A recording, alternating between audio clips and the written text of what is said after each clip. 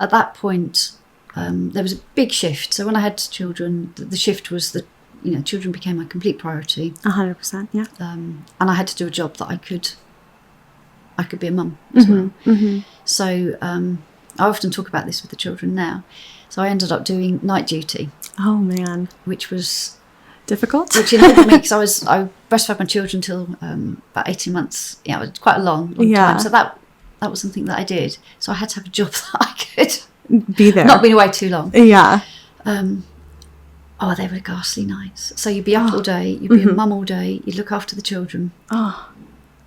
Then you'd go to work. I remember walking through the door of reception and somebody said, "Oh, you're always happy." And I felt like saying, "I am not happy. I am so exhausted. Tired. This is fake. I'm so tired. This is all fake." Yeah. But you have to be. Yeah. So you'd be up all day, you'd be up all night, you'd take the kids back to school, you'd snatch 3, 4, 5 hours kit, you go back and you do it again. Oh my gosh. It was exhausting. Do you think that you compartmentalize? Like, how were you able to maintain that happy demeanor? You just have to.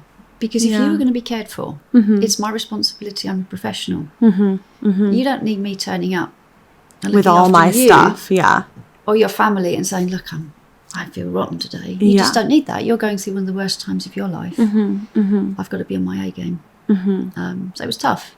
But it was part-time, so you couldn't do that 7 nights on the trot like you did before children. Oh, no. You'd survive for 2 nights. Oh, my gosh. And then you'd recover, then you'd do it again.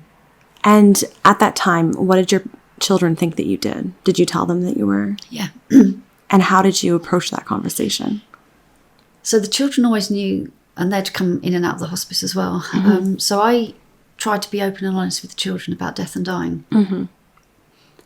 And it's had very different impacts on them as they've grown up. And I'm sure my daughter won't mind me sharing. So as I became more senior, so I started doing what they call on-call. So I achieved promotion. I've done lots of external studying. So I used to take on-call. So people in the community would ring if there was a problem. And you'd either give advice or you'd pass on if you couldn't deal with it. So some on-call you would be in the hospice, and then some on call you'd be at home. And I think people think on call you're sitting in an office waiting for that call, but you're not. You're in bed. Your phone's by the bed. Yeah.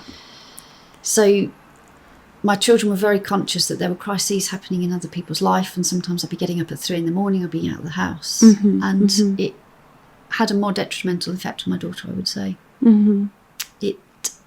It hasn't made her comfortable with death and dying. So I'd love to sit here and say, we're all open, we're all honest. It was tough, I think. It was really tough. It had an impact on me.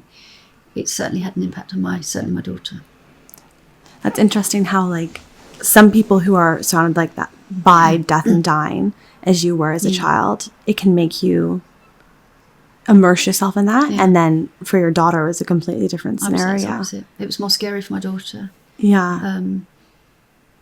That they laugh now, so whenever we have a conversation, there's an eye roll, and they say, "Oh, it always circles back round to that, doesn't it?" Yeah. If you watch a film, if you talk about the news, if you talk about this, it circles round. It does. But that's life. It just is. You can't pretend it doesn't happen. Yeah.